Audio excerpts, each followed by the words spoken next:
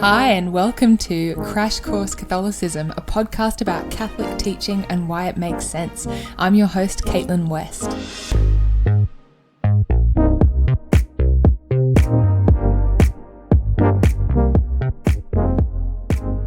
Hello and welcome to our first of 2 episodes on the Seventh Commandment, which is, you shall not steal.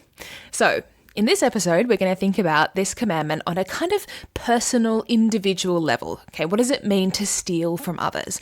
And then in the next episode, we'll think about this commandment on a kind of broader socio-political scale. So, to understand the Church's teachings in this area, we need to begin with 2 key principles, which the Catechism lays out in point 2402. The first principle is that the goods of creation are destined for the whole human race. So in other words, the stuff of this world is for everyone. Secondly, though, it says that the appropriation of property is legitimate for guaranteeing the freedom and dignity of persons and for helping each of them meet his basic needs. So in other words, we also have the right to own private property. So, how do these 2 principles work together? Everything is for everyone, but I have the right to own my own stuff. How can both of these things be true? Because it sounds like a kind of a paradox. Well, think of it like this. Think of it like a family home, right? Parents and siblings all living together under one roof. Now, in the family home, ultimately, everything is kind of for everyone. So the house and all the stuff in the house, like the rooms and the furniture and the food, it's all for everyone to share. However, within that, there might be things that are specifically yours. So maybe you have your bed or your bedroom or your clothes, etc. Now, it's not only necessary, it's good for each member of the family to have their own stuff. Because we're all individuals, right, with different needs. However, even the things that are legitimately yours in the home are not exclusively, absolutely your own. So there may be situations where you are required to share your stuff with other members of the family. For example, maybe your parents have another kid and that means that you have to share your bedroom with one of your siblings. Or maybe your little sister has outgrown all of her winter clothes and she doesn't have a warm jumper and you've got like 10 in your closet, so your mum asks you to give one of your jumpers to her. So it's the same on a kind of larger scale with the goods of the earth. It's good for us to have our own things. We have a right to private property. But, as the Catechism says in point 2403, the right to private property does not do away with the original gift of the earth to the whole of mankind. So ultimately, everything in the great big family home that is the earth is for everyone, and we call this the universal destination of goods. And this is partly because we're a family and we're called to love each other and take care of each other, but also, as the Catechism notes, creation is a gift from God. It doesn't belong ultimately, completely to us. I don't know if you ever had that experience as a kid where like there was something that you didn't want to share with your siblings, like one of your toys or something, and your parents' response was like, well, you know, technically that toy doesn't really belong to you. We actually bought it, we paid for it, and then we gave it to you. And that means that as your parents, we have the right to ask you to share it with your sibling. So it's the same with the goods of the earth. Ultimately, the only person who has an absolute claim on them is God, and he has a right to ask us to share our stuff with those who are in legitimate need. Okay, so those are the underlying principles that sit under the Church's teachings on the Seventh Commandment. The universal destination of goods, which is complemented and balanced by a genuine right to private property. And as Christians, we're called to always try to keep those 2 things in balance. If we focus entirely on one of them, we end up in trouble. So an overemphasis on the universal destination of goods leads us to a kind of socialist mindset that ultimately deprives people of their individuality, their dignity, and their basic rights. However, an overemphasis on the other end of the scale, on private ownership, leads us to this kind of radically individualistic mindset that doesn't take into account the needs of others. So, on a practical level, what does it mean to practice these 2 principles? How do I balance my needs with the needs of others? Is there, for instance, a limit on how much stuff I can own? Well, the specifics of each person's situation will be different and unique. But I think Pope Leo XIII summarizes it perfectly when he says, "Once the demands of necessity and propriety have been met, the rest that one owns belongs to the poor." Honestly, I think that is a quote that we should all frame and put on our walls and look at every day for the rest of our lives to remind us. Once the demands of necessity and propriety have been met, the rest that one owns belongs to the poor. Now, it's important to note here that Pope Leo refers to the demands of propriety and not just necessity. So it's not just a matter of owning only the most basic fundamental things that we need to survive. Okay, we're not being asked to get around in like sackcloth and live off bread and water. We also need to consider what is proper and appropriate to our state of life. So, for instance, I might be, married with 6 kids, so maybe it's appropriate for me to own a 6-bedroom home. However, if I am a single 25-year-old who invested in Bitcoin in the 2010s and made some ridiculous amount of money, and then I decide to buy myself a 6-bedroom mansion just for me, okay, maybe that is not appropriate for me in my state of life. Maybe I should buy a smaller house, still a nice house, that's fine, but nothing too extravagant, and give the rest of the money to the poor. And we have to remember here that giving away the rest of that money would not be me doing some incredible above and beyond thing. Pope Leo says that the rest that one owns belongs to the poor. The poor have a genuine moral claim to those extra things that we don't need. So this is where we can think about, what are those extra things in my house, in my wardrobe, in my storage cupboard that I'm holding on to? Maybe I have 2 NutriBullets because I got one for Christmas, or I have an extra iPhone just in case. Maybe there is someone in my life who needs those things more and might even have a kind of moral claim to them. Now, this requirement that we share our goods with others isn't just limited to money and stuff. So point 2405 of the Catechism says that goods of production, including practical or artistic skills, oblige their possessors to employ them in ways that will benefit the greatest number. So in other words, if there's something that I'm good at, a skill that I have, I should try to find ways to use that skill to the benefit of others and not just myself. So for instance, maybe, I'm a really amazing musician or a painter, or I'm really handy around the house. Okay, great. How can I use that skill to benefit others? Maybe the best way to do that is to pursue a career in that thing, to start a band or exhibit my paintings or start my own business. That's fantastic. But we can also think of the kind of smaller and maybe less exciting ways of helping others with our talents. So maybe I can join the church choir, or maybe I can paint a picture for my friend for her birthday, or help to fix my grandma's broken fridge. Just like with the stuff we own, the skills and talents that we have are gifts from God and should be put at the disposal of others. Point 2405 also says that those who hold goods should use them with moderation, reserving the better part for guests, for the sick, and the poor. So here, the church is prompting us to share what we have generously, not just doing the bare minimum, but really giving the best of what we have to those who need it. When we were growing up, if we ever went out and nice food was being handed around, my mum would always lean over and say to us, "Don't forget to leave the biggest piece for someone else." I think that's a really good principle that can be applied to most things, right? It's good to have stuff, have nice stuff, and to enjoy it, but always try to leave the biggest piece for someone else.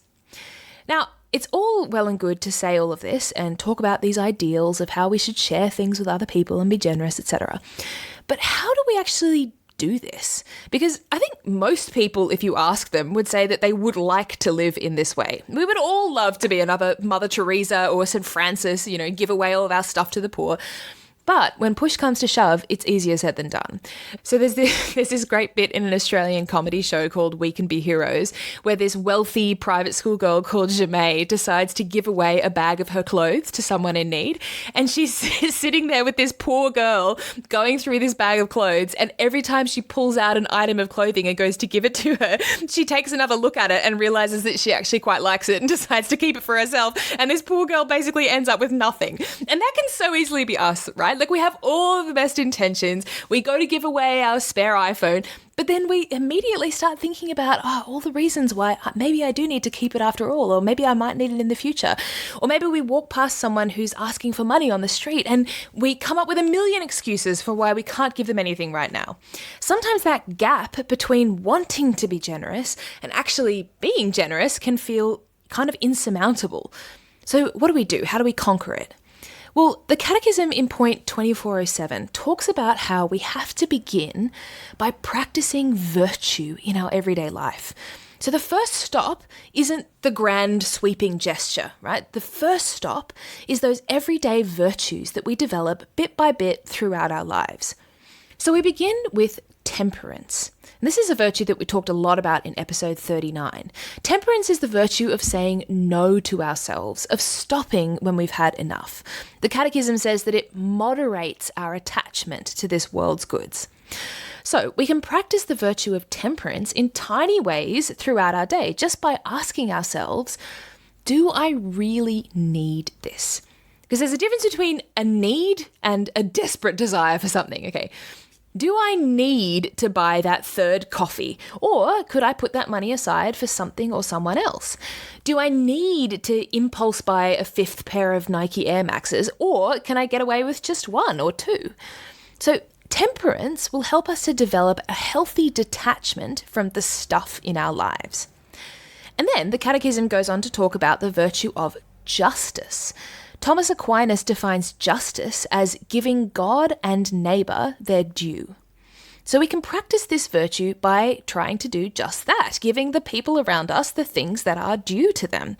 So maybe that means, doing my jobs at home, or being respectful to my parents or my teachers or my boss, doing my work well, fulfilling my obligations, going to Sunday Mass. When we actively try to live this virtue of justice, we will slowly develop a greater sensitivity to what exactly it is that we owe to others. And then a third virtue is generosity. In Matthew 5:40, our Lord says, "If anyone wants to take your shirt, give your coat as well. And if anyone forces you to go 1 mile, go also the 2nd mile." So as Christians, we are called to be generous with others. And we can practice this virtue, again, in little tiny ways throughout the day by asking ourselves, could I give a little bit more right now? How can I give the bigger piece to someone else? So that might mean letting someone go in front of you in the checkout line, or offering someone a lift home, even though it's a little bit out of your way. Or maybe, you're just settling down to watch your favorite Scandi noir crime show in the evening, and then a friend calls you. Okay, pick up the phone, give yourself. And the more that we give, it's like flexing a muscle. The more that we give, the easier it becomes to give and to give more.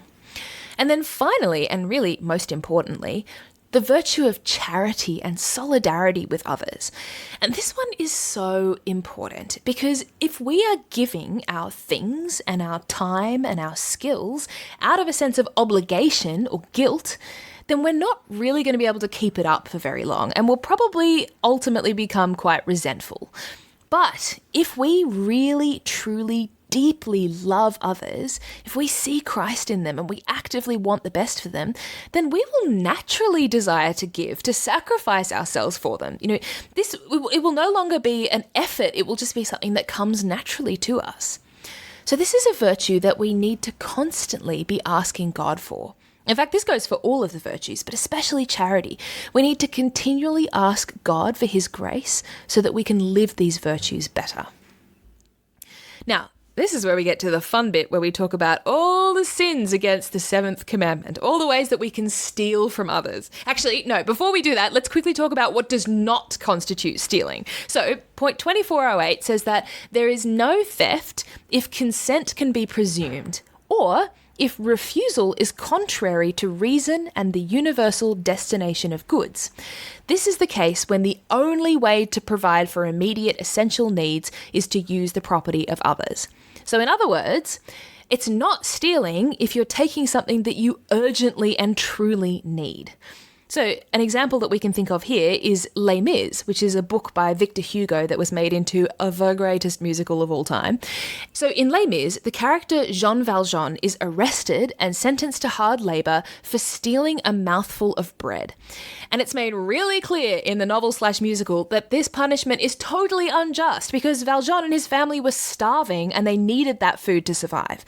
So those are the kinds of situations where, technically, legally, we might be able to say that someone was stealing, but if we consider that underlying principle of the universal destination of goods, we can see that actually someone who's starving has a moral, fundamental right to a mouthful of bread, or even to many mouthfuls of bread.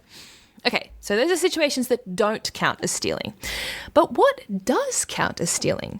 Sometimes we think of stealing in a very sort of black and white way. Like we think of someone breaking into a house and taking grandma's pearls or, shoplifting or ripping a toy out of a child's hands. And we might think, oh, well, I haven't done any of those things, so I don't need to worry about this commandment. Well, first of all, if you've ever downloaded music or movies illegally, then you kind of have. Secondly, there are actually many other ways that we can steal from others, perhaps less directly, but still in a manner that constitutes theft. So, the Catechism gives the following examples, and gird your loins because there are quite a few. And actually, while we go through this list, it could be useful to sort of do a bit of an examination of conscience, or maybe to come back to this list later when you're preparing for confession or whatever. Because, I say that because when I was first reading this list, I was going through everything being like, yep, I've done that. Turns out it's actually really easy to steal. So, the Catechism gives the following examples. The deliberate retention of goods lent or objects lost. If someone loans me something and I quote unquote forget to give it back, even though I know that they want it back, that counts as stealing. So does finding something that someone has lost and keeping it. And this is a really easy one to fall into. I know I've definitely done it before, where you find something that's been lost and you pick it up and you think, oh, I will definitely hand that into lost property. And then you kind of forget / can't be bothered, and then you keep putting it off, and then you tell yourself that you'll do it, but you never actually get around to it, and then you kind of really like it, and then 6 months later it's like fully incorporated into your stuff. Okay, that is a form of stealing, and the seriousness of it will obviously depend on how significant the thing is, and how much we've kind of deliberately kept it, or how much we've actually just genuinely forgotten. Okay, and then some other examples include business fraud, forging checks and invoices, and corruption. Okay, so those ones are kind of obvious. And then there's also paying unjust wages. And this one is kind of like a kind of stealing by omission. So rather than taking something away from someone, you're just refusing to give them something that they have a right to. Another example that the Catechism gives is forcing up prices by taking advantage of the ignorance or hardship of another, and speculation in which one contrives to manipulate the price of goods to gain an advantage to the detriment of others. Okay, so it's very wordy, but basically it's referring to situations where you're manipulating the system to make an economic profit at the expense of others, particularly of the poor and the disadvantaged. Another example is the appropriation and use for private purposes of the common goods of an enterprise. So, in other words, swiping stuff from work. Now, of course, there are situations where it's fine to take home stuff from work. And we can go back here to the idea that it's not theft if consent can be presumed. So everyone knows that you can take the branded pens home from work. Like, that's fine. But if I'm routinely taking stuff from work and using it for my own private life, or if while I'm at work, I'm using work stuff for my own purposes, so I'm like using the Wi-Fi to browse social media for hours, or I'm like printing off copies of my self-published fanfiction Lord of the Rings spin-off on the work printer, okay, that is a form of stealing. And then on a related note, the Catechism talks about work poorly done as a form of stealing. When you think about it, this makes sense, right? Like when I contract myself to a workplace, I'm entering into an agreement with them to do a certain amount of work every day. If I turn in shoddy work, or I spend most of my time at work, at the coffee machine having a chat to my friends, and then I fit in my work in the last hour of the day, okay, in that situation, I'm actually taking something from the company that is owed to them by virtue of the agreement that I've made. And this actually goes for any contract or promise that I make. If I have formally committed myself to do something and others are relying on me, then I have a moral duty to follow through on that commitment, provided that I'm not being asked to do something immoral.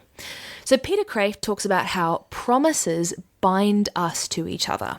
Without trust in promises, society cannot hold together. So it should always mean something when I give my word. And then another example of stealing, according to the Catechism, is tax evasion, chucking a Gerard Depardieu. Okay, tax evasion is basically the adult equivalent of a child like clutching all of their toys to its chest and screaming, "But they're mine!" Okay, we'll go into this more in the next episode, but basically the Catechism talks about how paying taxes is in line with the demands of justice and the universal destination of goods. And then there's excessive expense and waste. That is a big one, and I think it's one that we all fall into at different points, especially, in the kind of consumeristic, fast fashion world that we live in. And here we have to return to the idea that things aren't ultimately exclusively ours. We're just the stewards of the goods of the world. So when I waste those things or I use them excessively, I'm not only potentially depriving other people of those things, I'm also misusing stuff that God has entrusted to me. And then there's willfully, this is I told you it was a long list. I bet you're like, oh my gosh, this list will never end. It will end. Okay, then there's willfully damaging private or public property. So when something doesn't belong to me, I don't have the right to damage it or to misuse it. And look, probably most of us aren't going around graffitiing or, setting fire to other people's mailboxes. But one way that we might fall into this is simply by not taking care of other people's things. If someone loans me something and I leave it on the floor or, at the bottom of my bag and then it gets damaged, that can be a sin against this commandment because I'm showing a lack of respect for the private property of another person. And in fact, we can even apply this idea to our own stuff that we own. We shouldn't get scrupulous about it, but it is true that I have a responsibility to look after the things that I own as well as I can because they're not exclusively mine and I don't want to fall into that sin of waste. So for instance, if I'm buying a new phone every 3 months because I can't be bothered to put a case on my phone and I keep breaking it, okay, maybe that's something that I need to address. So point 2413 also talks about gambling as potentially a form of stealing. It says that games of chance or wagers are not in themselves contrary to justice, but they can become so when they deprive someone of what is necessary to provide for his needs and those of others. So in other words, it's fine to bet on the outcome of a footy game with your mates, okay? But once I start to spend excessive money that should be spent on the necessities of life, then I'm committing a sin. Gambling can also fall under that label of waste if we're losing significant sums of money, even if it isn't money that we strictly, desperately need. The Catechism goes on to say that cheating at games constitutes grave matter. So it's actually a mortal sin to cheat, unless the damage is so slight that it cannot be reasonably considered significant. Okay, so it's not a mortal sin to cheat at Scrabble. Or maybe it's a venial sin, it depends on the circumstances. But if I'm actually earning significant money from cheating, okay, that is really serious. Now, when it comes to stealing from others, Point 2412 says that reparation requires the restitution of stolen goods to their owner. So in other words, if we steal from others, it's not enough to just say sorry. We also need to return those goods to their owners if at all possible. So here we can think of Zacchaeus telling Jesus that he'll pay back anyone he's cheated 4 times over. And this makes sense if we think about it. Imagine if you stole a book from your friend, okay, and it's been sitting on your shelf for 5 years, and eventually you go to that person and you say to them, look, I just want to say I'm really sorry that I stole your book. And your friend is like, oh, thank you for saying that. I forgive you. Can I please have the book back now? And you're like, no. Okay, here we can see how it's kind of incoherent for us to say that we're sorry for stealing if we're not prepared to then return those goods. Now, for any nerds out there who want to think more about this, I recommend reading and rereading Claudius' speech from Act 3, Scene 3 of Hamlet, the one that starts, "Oh, my offences rank." And in this speech, he talks about being in exactly this predicament where you want to say sorry, but you're not quite ready to relinquish the things that you've stolen. It is a profound speech, and it is one of my favourite bits of Shakespeare ever. Okay, and then a couple of other things before we wrap this one up. First of all, point 24.14 says that the Seventh Commandment forbids acts or enterprises that lead to the enslavement of human beings. So we are forbidden from participating in things that involve slavery. Now, the way that this one might affect us most is in the things that we buy, particularly our clothes. There's this great moment in Doctor Who where the Doctor and his companion Donna, best companion of all time, end up on this planet where humans have enslaved this alien race called the Ood, and Donna is completely outraged. She's so angry. She's like, this is disgusting. How can any civilized society use slavery? It's just horrible. I'm so angry. And then the Doctor just looks at her and he's like, Donna, where do you think your clothes come from? Honestly, when I watched that episode, it hit me so hard because it is so true. Like often, and particularly in more developed countries, right, we forget about slavery because we can't see it, but it is there and it's a serious reality.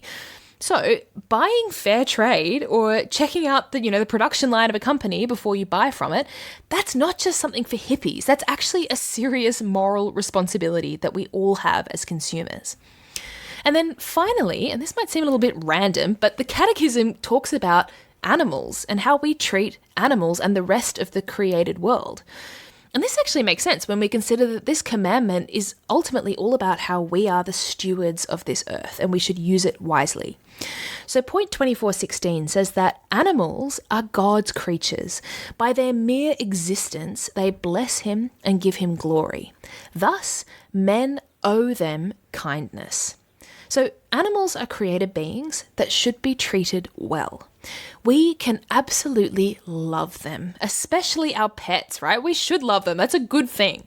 Point 24.18 talks about how we should never cause animals to suffer or die needlessly. At the same time, it goes on to say that we shouldn't direct to animals the affection due only to persons. Animals lack that spiritual dimension that would elevate them to the dignity of a human person. They're not humans. So what does that mean? Well, it means that it is permissible for us as the stewards of creation to use animals for food and clothing and medical research, provided that we remain within reasonable moral bounds, okay? So we're not causing the animal to suffer or die needlessly, and we're contributing to the care for and saving of human lives. So that one is a bit of a delicate balance. I would love to do a full episode on it sometime, actually. I would love to do an episode on veganism and vegetarianism. Anyway, for now, I hope that little introduction is clear. Okay, so that is all that we have time for today. Next episode, we're going to consider how these principles apply to broader social and political life. Awesome, sick one, can't wait. Have a fantastic fortnight, and I will talk to you soon. Bye.